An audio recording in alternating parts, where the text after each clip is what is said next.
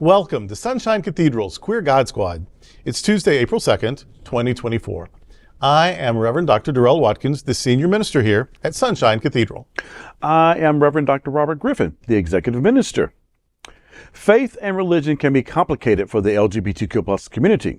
Surveys show that evangelical faith is the justification for the greatest attacks on the LGBTQ+ community. I am Reverend Kevin Tisdall, the Minister of Education. The Queer God Squad is going to explore our religious community. Let's explore the big news of the day and what it means to you. This is live, and then we are available on demand. We are available on all smart televisions and your favorite social media. At Sunshine Cathedral, we're here to tell you that you are God's miracle, not God's mistake. This is the Sunshine Cathedral perspective. Is growing opposition in the LGBTQ+ community against Israel over Palestinians anti-Semitic?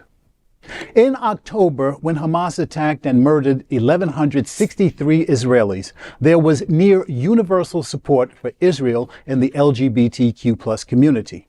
But 6 months later, attitudes of support seem to be changing. An estimated 32,000 Palestinians have been killed since the war was declared. Even more shocking is that more than 14,000 of those deaths have been children. Queer Palestinian voices are at the forefront of resistance against Israel's Benjamin Netanyahu, with growing global LGBTQ+ support for ending the war. At the Queers for Palestine event in Northampton, Massachusetts last year, transgender Palestinian activist Yaffa highlighted the devastating impact of Israeli actions in Gaza on LGBTQ+ individuals. Israel's pinkwashing strategy, presenting itself as a gay-friendly nation, is met with resistance from queer groups combating exploitation for propaganda. Yaffa emphasizes that LGBTQ+ solidarity with Palestinians should hold Israel accountable, while the LGBTQ+ community in America seems to support queer Palestinians over Israel's pinkwashed LGBTQ agenda. Israel is labeling it as another form of anti-Semitism. Criticism of Israel's policies is gaining momentum amid growing opposition to Prime Minister Benjamin Netanyahu. Recent clashes with Hamas have intensified calls for a ceasefire. Netanyahu's condemnation of increased scrutiny from the United States is adding to the tensions over his leadership. Queer God Squad stands with the LGBTQ+ community and true allies across the world condemning harmful policies of every country, Israel, America, or any other country across the globe. We reject attempts to conflate criticism with anti-Semitism. Solidarity means holding oppressive regimes accountable, not targeting Jewish communities. Wow.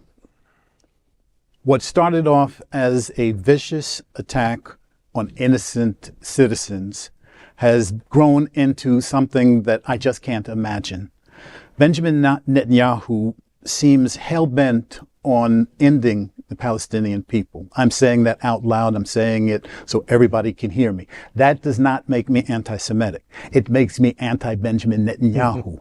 His policies are destructive, and what he is forcing his soldiers to do is despicable. I don't care what government is doing it. When America was doing the wrong thing across the globe, I was one of the first people to speak up against what our country was doing. Does that make me anti-American? No. It makes me a citizen of the globe. It makes me aware that nothing is yes or no. There are so many gray areas. And when you start off with a vicious attack, yes, you've got to go and take the people who did it away from the table.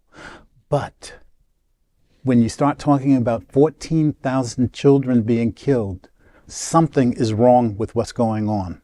So until Netanyahu wakes up to the fact that he has lost the high moral ground and that he needs to straighten out things and that he needs to go to the negotiating table. And look, if I'm anti-Semitic, then what is Chuck Schumer? Chuck Schumer specifically said that the Israeli government needs to change. Does that make that Jewish person any less a Jew? I don't think so. It makes him, again, a citizen of the globe. It makes him aware that what is going on in Gaza has to stop. It has to stop tomorrow. The hostages have to be released, and we have to stop killing innocent people. Second verse, same as the first. I love Israel. I really do. Yes. I was there in 2019. We all were. Yes. And I long to return. It is uniquely beautiful. And despite centuries of conflict, there is an energy there that one can feel and smell and taste. A pilgrimage to Israel seems to make one's own light shine brighter. Maybe it's the centuries of Jewish and Catholic and Orthodox and Armenian and Protestant and Baha'i and Muslim and Druze prayer that have just saturated the land and air at every moment. Maybe it's the sacred myths that come from the area. Maybe it's the joy and pride of having come from all over the world to have a homeland and be a nation again. Maybe it's all of that. I love Israel, but I do not love its current right-wing government.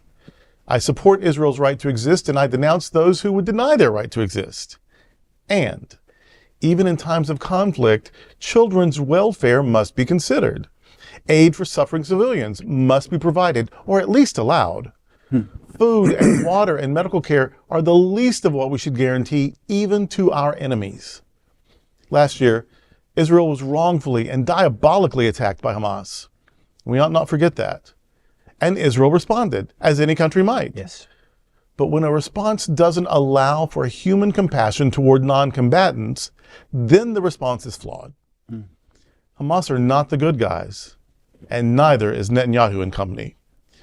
So it makes side-taking difficult, but what isn't difficult is to say clearly that children, the elderly, and non-combatants should not be treated as enemies.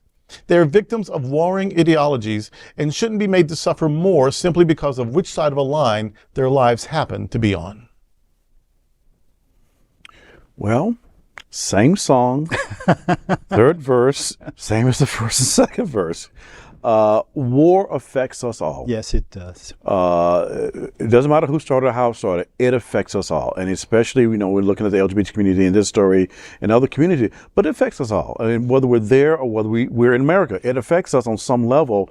And it's not about trying to make one side right or the other side wrong. It's about, let's just bring peace to this.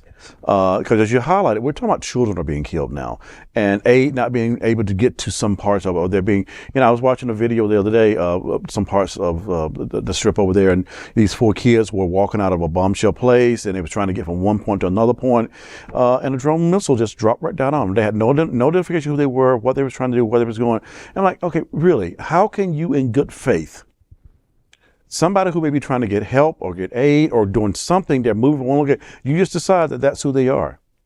And so I think that's the issue for me.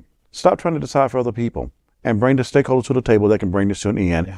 And if you can't end it, then get out the way. Yeah. Or if you don't want to end it, get out the way and make room for talks that will allow this to come to a closure quick and soon. Yes. Thank you. Well, that's today with the Queer God Squad. We want to thank you for joining us. We're here daily at 3 p.m. to have some fun and to discuss what our LGBTQ plus community is talking about. Sunshine Cathedral is the world's largest progressive queer church. Progressive, queer, and God are words that naturally should go together, and we are all in this together. Remember that. You are God's miracle, not God's mistake. Until the next time, we are the Queer God Squad.